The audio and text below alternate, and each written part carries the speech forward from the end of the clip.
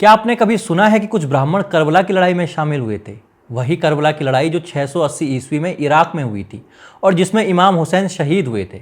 आपने देखा होगा, इसलिए शिया समुदाय के लोग इस दिन मातम मनाते हैं। मुहर्रम यही है।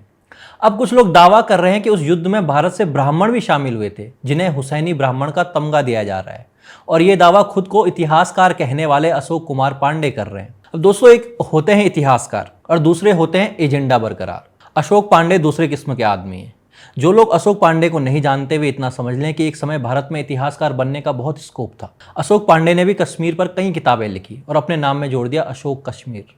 अब इनका लिखा हुआ कितना क्रेडिबल है वो भी आज आपको बता देते हैं। नमस्कार, मैं अभिषेक, आप देख रहे हैं द पैम्फलेट। दोस्तों, अशोक पांडे इस बार इमाम हुसैन के लिए जान की बाजी लगाने वाले हुसैनी ब्राह्मणों की कहानी लेकर आ रहे हैं। वे बता रहे हैं कि ईरान के पारसी राजा की दो बेटियां थीं, मेहरबानो सहरबानो। पहले की शादी राजा चंद्रगुप्त से हुई और नया नाम मिला चंद्रलेखा। समुद्रगुप्त इन्हीं चंद्रलेखा के बेटे थे और छोटी बहन की शादी इमाम हुसैन से हुई।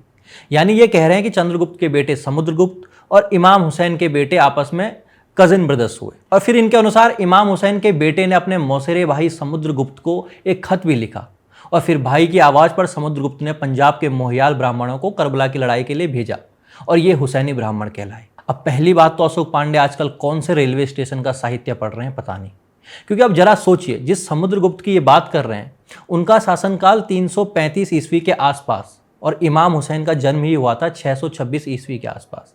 यानी वो खत रिसीव करने के लिए समुद्रगुप्त को कम से कम 300 साल और जिंदा रहना पड़ता। लेकिन वो 300 साल जिंदा नहीं रह सके, क्योंकि उन्हें पता था अशोक पांडे भविष्य में ऐसी कहानियां रच सकता है।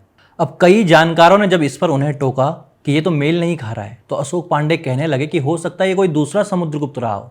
यानी अब एक नाम वाले किसी भी व्यक्ति को प्रसिद्ध इतिहास की जगह फिट कर दो और कह दो कि लोक परंपरा है। लेकिन इतिहास ऐसे नहीं लिखा जाता। इतिहास में सिर्फ इसलिए कोई पात्र नहीं जोड़ा जाता कि कोई लेखक कह दे कि हो सकता है। और फिर जब देखा गया कि एआई ग्रोक ने भी उनके इस दावे में हामी नहीं भरी, तो अशोक पांडे एआई से ही लड़ने लगे। कहने लगे कि बताओ कहां पर लिखा है कि दूसरा समुद्रगुप्त नहीं हो सकता। भाई, जो दावा आपने किया है आपको उसका प्रमाण देना है। कल को मैं कहूं कि अशोक पांडे महाभारत में कौरवों की ओर से लड़ रहे थे और जब मुझसे कोई प्रमाण मांगे तो मैं कह दूं कि ये लिखा हुआ दिखाओ कि नहीं लड़ रहे थे, तो फिर अब वो ये प्रमाण लेकर आए भी तो क्या? पहले 2-4 सोशल मीडिया पर तैर रही वीडियोस जिनमें लोग यही कहानी सुना रहे हैं, मतलब ये है एक इतिहासकार का सोर्स। और फिर आते हैं वे लेकर प्रेमचंद्र को। सबूत के तौर पर उनका नाटक करबला पेश किया जाता है, जिसमें एक साहस राय नाम के एक ब्राह्मण का जिक्र है जो हुसैन की तरफ से लड़े। अरे भाई, प्रेमचंद्र साहित्यकार थे, इतिहासकार नहीं। उन्होंने 2 बैलों की कथा में भी बैलों को बात करते हुए दिखाया था, तो अब बैल भी संसद में जाएंगे। नाटक और इतिहास में फर्क होता है। अब जिन अंग्रेज इतिहासकारों ने इस पर लिखा है और अशोक पांडे ने उन्हें कोट भी किया है, देखा जाए तो उन अंग्रेज इतिहासकारों ने भी ऐसा कोई प्रमाणिक आधार नहीं दिया है कि जिस पर इस कहानी पर विश्वास किया जाए। अब एक बार मोहियाल ब्राह्मणों पर भी आ जाते हैं, क्योंकि इसी कुल को ये हुसैनी ब्राह्मण कहने की कोशिश करते हैं। दोस्तों, ये मुख्यतः पंजाब क्षेत्र में रहने वाला एक ब्राह्मण समुदाय है, जिनकी छवि ऐतिहासिक रूप से योद्धा ब्राह्मणों की रही है। इनमें दत्त, त्रेहन, बाली, चिब्बर जैसे गोत्र शामिल हैं और यही वो दत्त वाला परिवार है जिसका जिक्र इस हुसैनी ब्राह्मण की कथा में किया जाता है। लेकिन सवाल यह है कि क्या इन मोहियाल ब्राह्मणों का 7वीं सदी के करबला युद्ध से कोई ऐतिहासिक संबंध है? जवाब है नहीं। देखा जाए तो अरब और भारत के बीच व्यापार था और किसी ब्राह्मण कुल के सैनिक अगर पश्चिम एशिया के युद्ध में भाग लेने जा रहे हैं तो इसे असाधारण माना जाएगा और उसका उल्लेख तो कहीं होना चाहिए था, अवश्य होना चाहिए था, परंतु ऐसा नहीं है।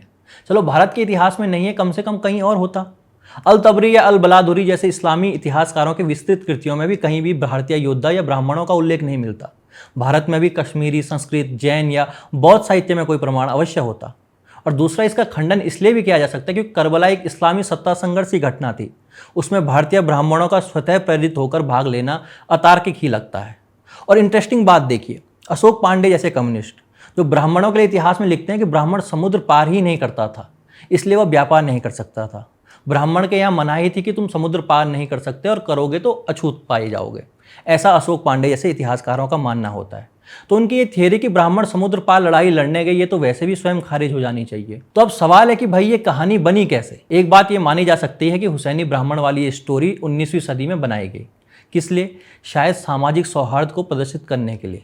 सबसे पहले ये कहानी 19वीं सदी की पंजाबी कविता वार जंगनामा इसमें मिलता है, जिसे मोहम्मद शाह ने लिखा है।